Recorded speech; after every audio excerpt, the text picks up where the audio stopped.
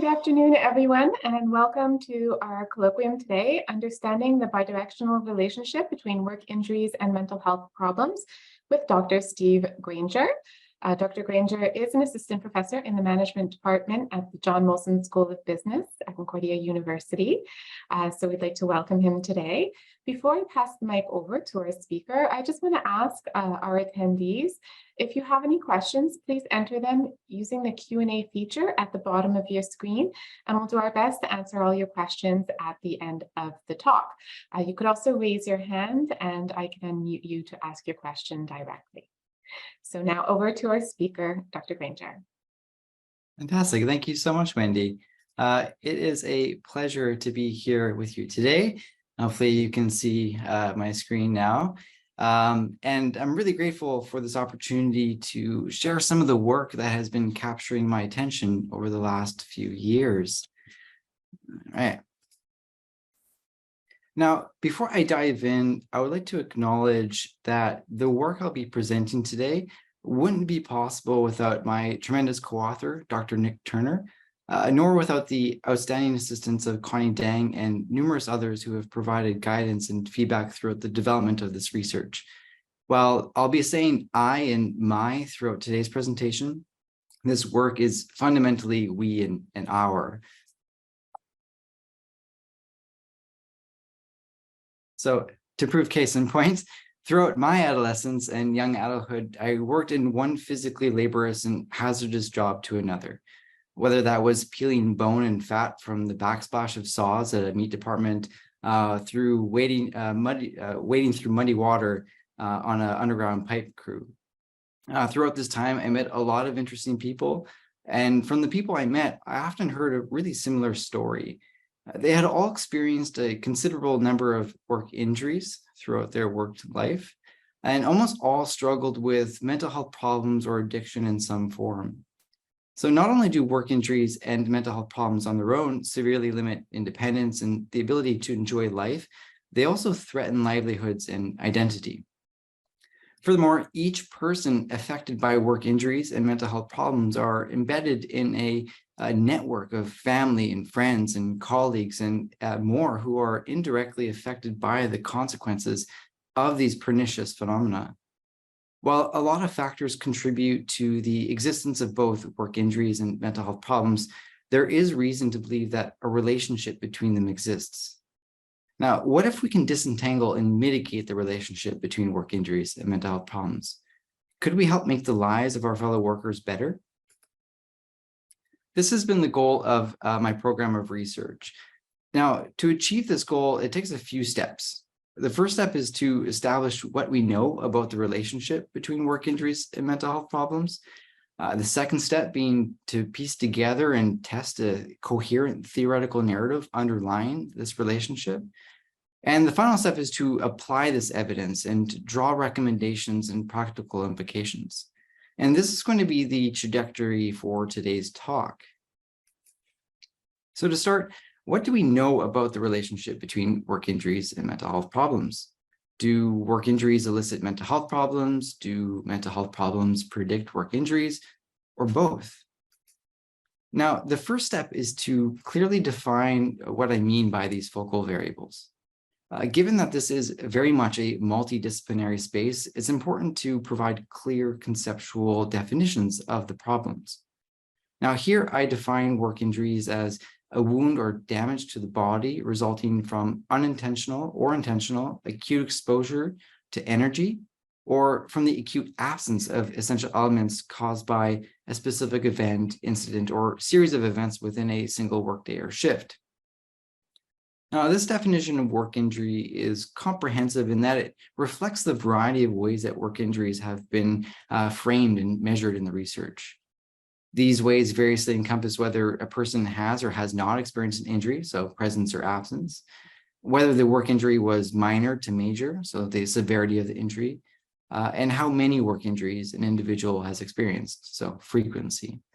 And this definition also distinguishes it from a couple other related factors. So it excludes sort of chronic strain injuries, and it excludes accidents and adverse events, which may encompass an injury, but also include near misses where there are no injuries, as well as damages to the environment or to the workplace.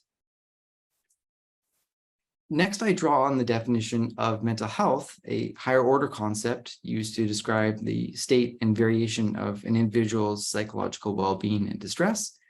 Now, a complete state of mental health is reflected by healthy cognitive, emotional, and social functioning and the absence of psychological distress. So here I'm defining mental health problems as sort of a prolonged deviation from this healthy functioning of cognition, emotion, and behavior. Much like the definition of work injury, this definition of mental health problems is comprehensive in that it encompasses the many ways in which mental health problems have been measured and captured in research. Most commonly, mental health problems have been operationalized as specific symptoms or patterns of poor mental health, such as depression, or as an indirect or overall general mental health. Now, with the conceptual definition taken care of, how can we make sense of the relationship between work injuries and mental health problems? To do so, I apply the uncertainty and illness theory. This theory states that people struggle to structure meaning when they confront illness-related events or stimuli, such as work injuries and mental health problems. And how they manage this uncertainty reduction process is essential for coping with the illness stimuli and preventing further problems. Now, a key theoretical distinction between the work injury to mental health and mental health to work injury relationship is that the former is event-based and can give rise to event-related uncertainty, while the latter can be marked by a continual state of uncertainty. This inability to structure meaning or uncertainty is in turn shaped by a few factors. So one being the familiarity of the event around the work injury or mental health problem, as well as the degree to which the work injury or mental health problem form consistent patterns. And then finally, the congruence between expectations and experience of the stimuli. When the illness-related events and stimuli are familiar, when they form discernible patterns and align with expectations, the uncertainty that can connect work injuries and mental health problems is reduced.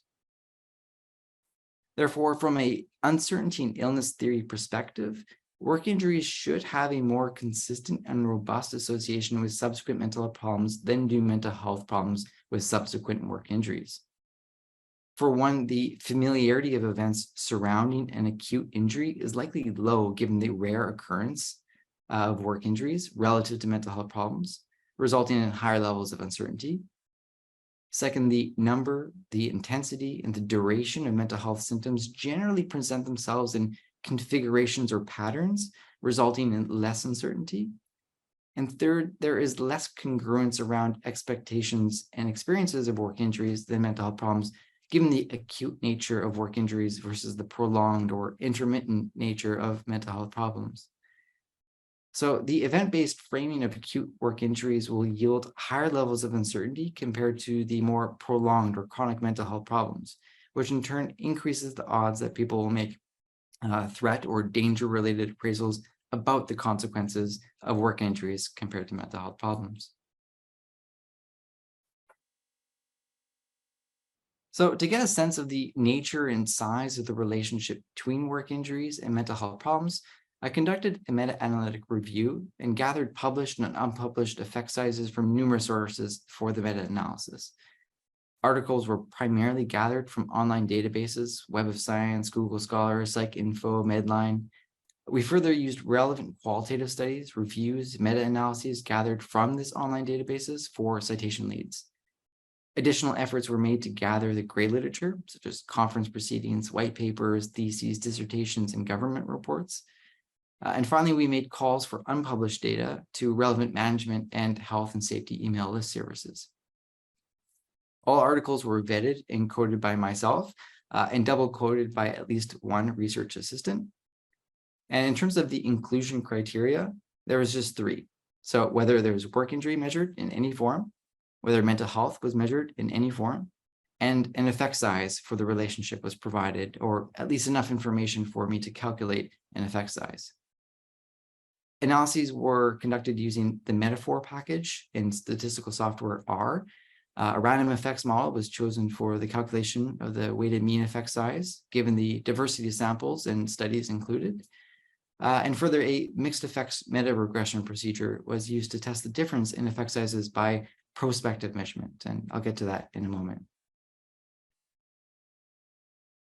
So overall, there is strong evidence for a robust positive association between mental health problems and work injuries.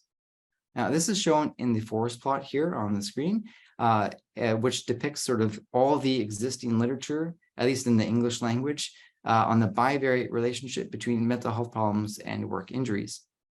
So each little square represents an effect size or an average effect size per sample.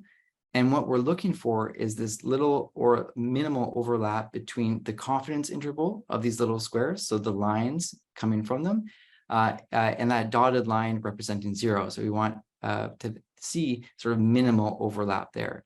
And here, being on the right side of that dotted line, is telling us that there is a sort of a small positive association between the two. So as one occurs, as does the other. Now, this average effect size is represented in the top row of this table as well. So the corrected correlation coefficient between work injuries and mental health problems is about 0.21, which again, it represents sort of a small relationship, but it's quite robust given sort of the tight confidence interval. Now, taking a look at the prospective measurements, the next 3 rows in this table. So this is whether or not one was measured prior to the other. So the top row being work injury was measured prior to mental health problems, and the bottom row being work injury is measured after work mental health problems.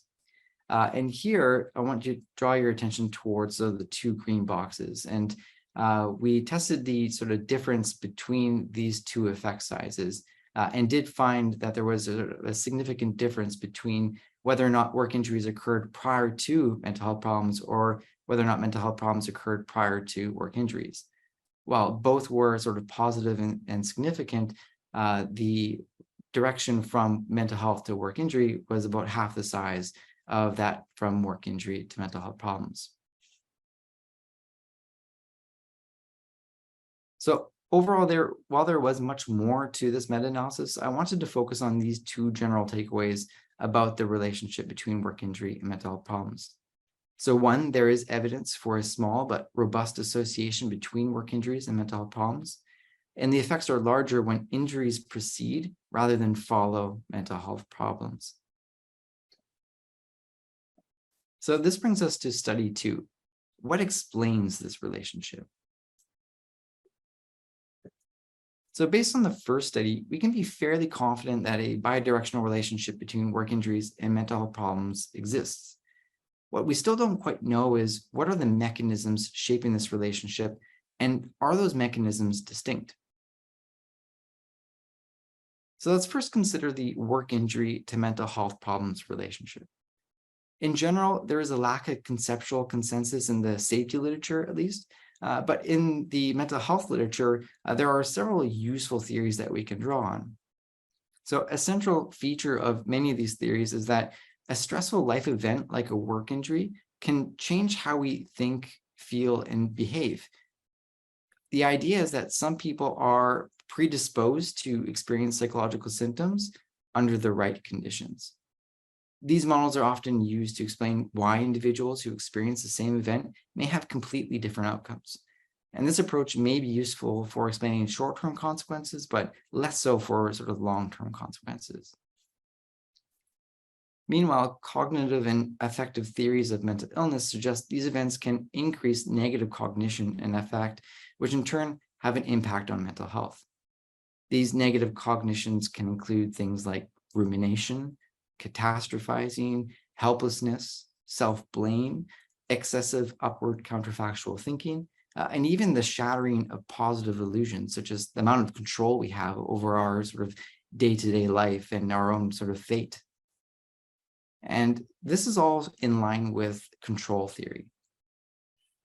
So control theory is the idea that people are constantly monitoring their current state for discrepancies between where they are and where they want to be relative to that normal state.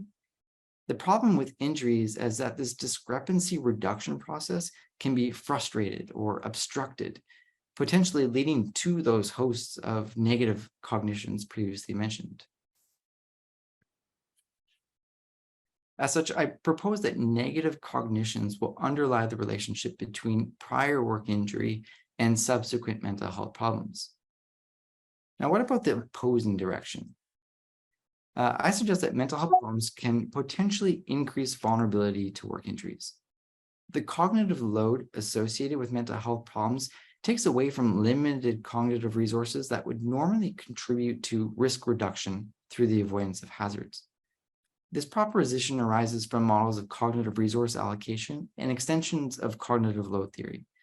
These theories claim that individuals have limited cognitive resources at their disposal at any given time, and these cognitive resources are in turn influenced by an individual's mental health and well-being.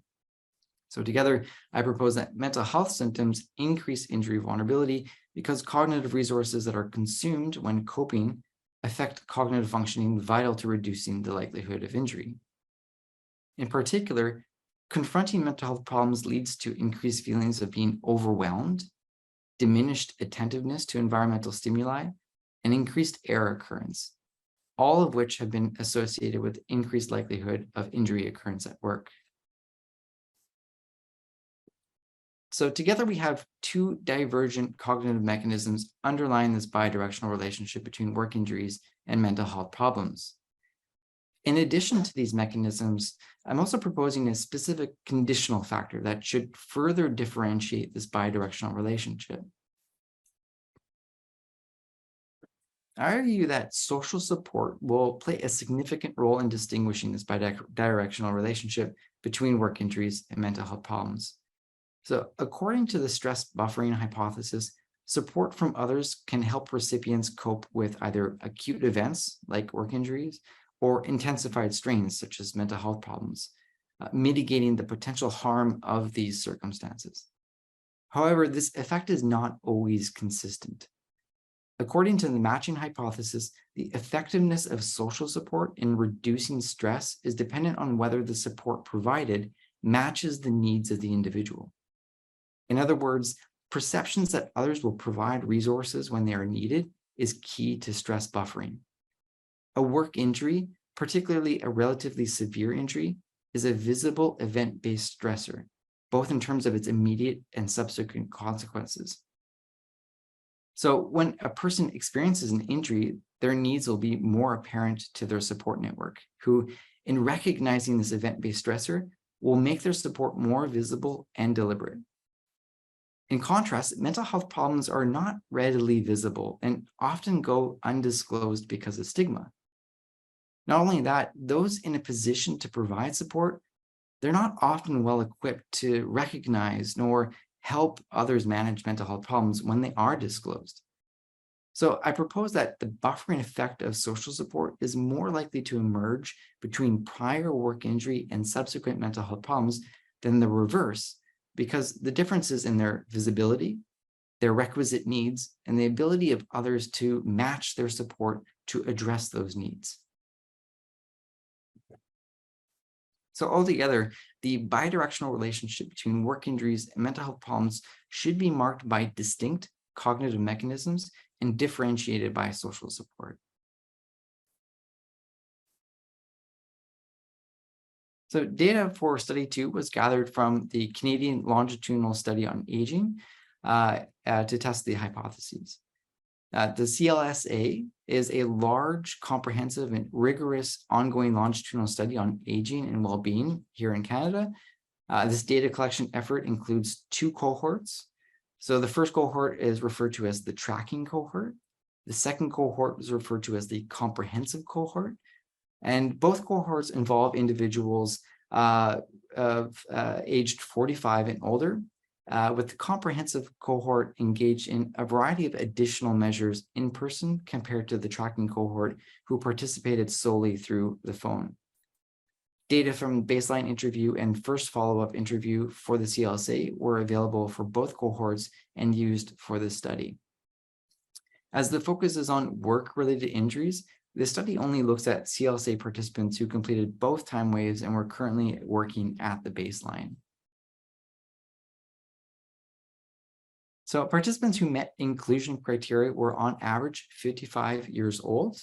The sample was roughly half female with 5% self-reporting as a relative visible minority. Majority of the participants completed secondary school or higher, and majority of the sample were married or cohabiting.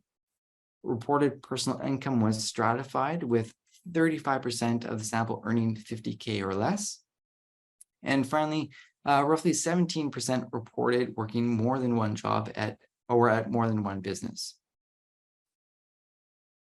So in terms of the measures included in the study, for mental health problems, both depression and post-traumatic stress symptoms were measured, but depression was measured at both waves, whereas post-traumatic stress symptoms were only measured at the first wave.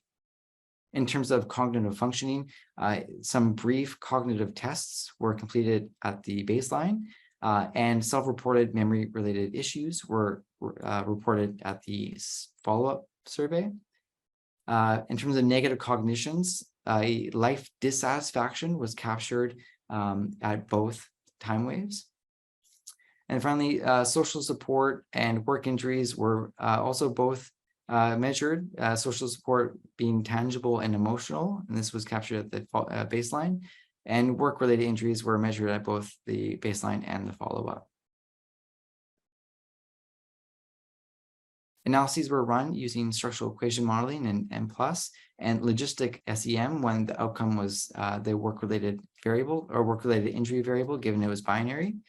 All analyses included baseline levels of the injury or mental health problem, depending on which one was the dependent variable, as well as a range of sociodemographic characteristics that have previously been found to be associated with both injuries and mental health problems.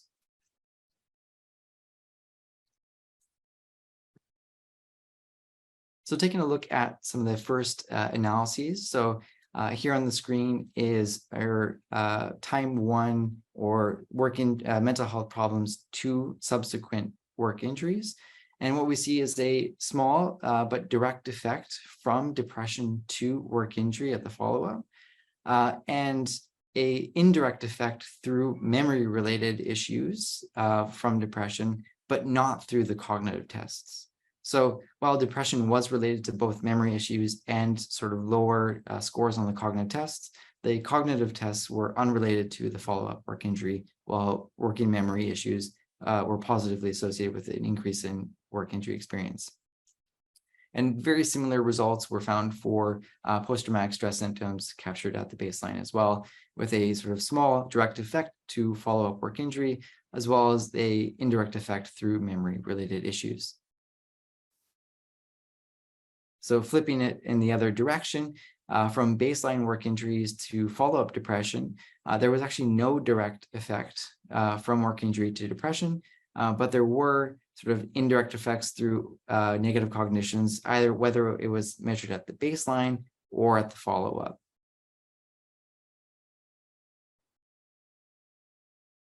And then finally, considering social support and differentiating the relationship between prior work injuries to later mental health or prior mental health to later work injury, we did find an interaction between work injury and emotional support to later depression, but no interactions with depression to later work injuries.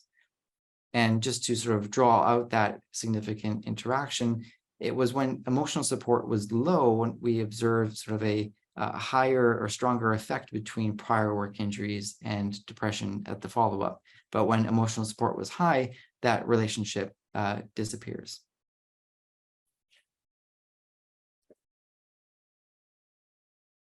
So overall, there are two general takeaways from what explains the relationship between work injury and mental health problems. There's evidence for distinct cognitive mechanisms at work underlying the bidirectional relationship. And there's also evidence that emotional social support buffers the relationship between prior work injury to depression, but not prior depression to injury. So this brings us to where do we go from here? So altogether, there are a number of research implications and future directions based on the two studies, three of which I focus on here. First, based on study one, there is a strong need for a more nuanced and valid measures of work injuries and more advanced research designs. The majority of studies typically measure binary presence or absence of injury, much like study two did. And this can only really tell us so much about the work injury experience, which is so much more nuanced than the binary measured. And furthermore, most research has been cross-sectional, which again is understandable given the sort of intensity and resources that go into more advanced designs, but it really limits our ability to apply time to enhance our inferences about directionality among these non-experimental or non-manipulatable phenomena. And second, results from study two reveal that working memory and memory-related issues play a particular role in shaping the impact of mental health problems on later work injury. Future research could look at the potential role that memory has in connecting mental health problems to work injuries in further depth, as well as other workplace outcomes. And given the current findings, it is very likely that a host of other relevant work-related outcomes would be affected through the impact that mental health has on memory-related issues. Third, there is grounds to consider testing interventions focused on reducing negative cognitions and uncertainty among injured workers to mitigate the mental health consequences of work injuries. In general, more intervention studies are always needed around injury rehabilitation, recovery, and return to work. So despite the research implications, there are a number of limitations across the studies, three of which I'll focus on here. In study one, there is the inevitable issue of garbage in, garbage out, and that meta-analyses incorporate primary studies of ranging quality, and this can potentially put into question the validity of results. While quality was coded in our meta-analysis and tested, it didn't seem to have much of an effect. So as much as this is a potential concern, at least for the quality of articles, that didn't seem to pan out. In study two, we have potential issues around generalizability of the mechanisms and conditional factor, as well as attrition. So in terms of generalizability, the sample only consisted of persons aged 45 and above. And this could potentially play an important role on the generalizability of the study results, such that what was and was not significant may or may not be different for younger or different populations. In terms of attrition, there was noticeable attrition across the two waves from baseline to follow-up, such that those individuals who were retained in the sample were different on various elements that may or may not play an important role on the relationship between work injuries and mental health problems. In general, those who were more vulnerable to work injuries, so they tended to be poor, tended to smoke more, and so forth, were more likely not to participate at the follow-up, and potentially making the results more conservative as a result. And I want to wrap on some practical implications from this line of research. For one, I believe this evidence can be useful in improving the precision of prevention and rehabilitation. By targeting specific mechanisms underlying the relationship, this could potentially serve both a preventative and rehabilitative purpose. There is also evidence that uncertainty management interventions could also be an effective tool for reducing the uncertainty associated with these pernicious phenomena. In turn, by improving prevention and rehabilitation, we can reduce the exorbitant costs associated with the combination of work injuries and mental health problems. It always blows my mind how much costs are multiplied when the experience of work injury is combined with mental health problems based on sort of the research that's available to us. And finally, we know that organizational climate and supportive supervision are key to occupational health and safety. So if organizations and its members express a concern for and are willing to address the psychological aspect of injuries, as well as the vulnerabilities of coping with mental health problems, then this would signal leadership, which in turn can have an impact on decreasing future injuries and improving the well-being of employees. So while that was quite a bit shorter than I anticipated, I appreciate you listening to my presentation, and I look forward to any questions that you might have. Thank you. Thank you very much, Dr. Granger. That was really interesting. So now I just want to open it up to the audience. If you have any questions, you could just raise your hand or enter your question in the Q&A feature at the bottom of your screen. So I'll just give a moment for people to do that. Okay. I'm not sure. Oh, here we have the questions in the Q&A feature. So we have a couple questions from some other attendees. We'll proceed with it in the meantime. So a question from Bridget Boulard. Thank you for the fascinating presentation. Do you have any plans to study this relationship in even more detail to control for more precise factors? Yeah, thank you so much for your question, Bridget. Yeah, indeed, we are looking at this in greater depth, both in terms of what I presented today was sort of somewhat more limited, especially that first study where we do look at a variety of other sort of moderating factors to look at sort of what maybe conditions perhaps exacerbate or mitigate the relationship. So just to sort of give a brief summary of some of those things that we have found so far. So for instance, minority status is one factor that tends to exacerbate the relationship. And a lot of studies that were included in the meta-analysis were actually among agricultural workers, especially in the States and Canada. And a lot of these workers are sort of immigrant workers and temporary workers. And when they are experiencing injuries, there's a lot more on the line for them in terms of their ability to sort of continue working, to continue to support themselves and their families, and to even stay in the country, which it probably is an important exacerbating factor. And in terms of future directions, we are looking at this in more sort of gradation in terms of capturing injuries in shorter time intervals. So the CLSA, for instance, asked participants whether or not they had experienced work-related injury in the last 12 months. And that's a long time to try to remember, did I experience a work injury? It might be easier for more severe injuries to remember those things, but for more minor injuries, that's definitely not the case. So we are sort of running studies at the moment to look at it on a sort of month-to-month basis to sort of see this relationship over time with mental health problems as well. So that's just sort of a couple of things we're looking at, but yes, we're certainly looking at this sort of relationship in more detail going forward.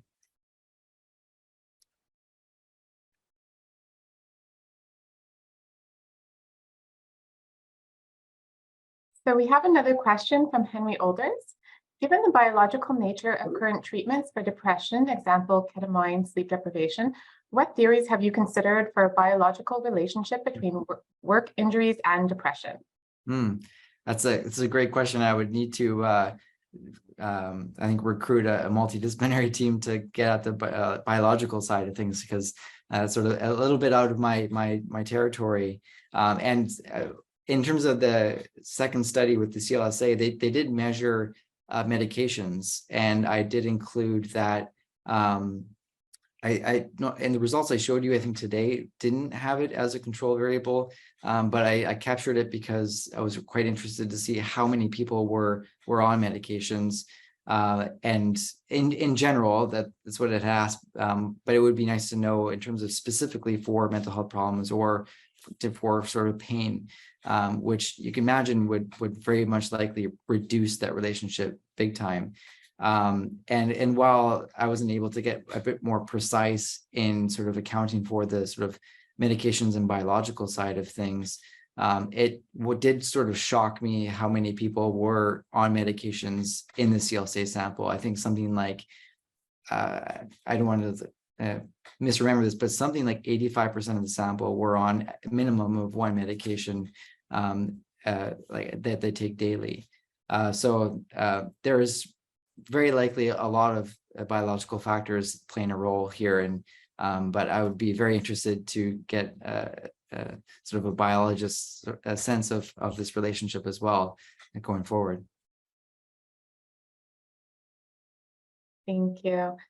So Bridget just commented, from a social worker's perspective, this is very important, and thanks you. Mark had indicated his computer is not working properly, so I'm not sure we'll be able to get his question. However, Mark, I guess if you want to contact Dr. Granger directly at another time through his Concordia email, I'm sure he'd be happy to answer any questions. Aside from that, I'll give a few more minutes, another few minutes, if anyone has any other questions.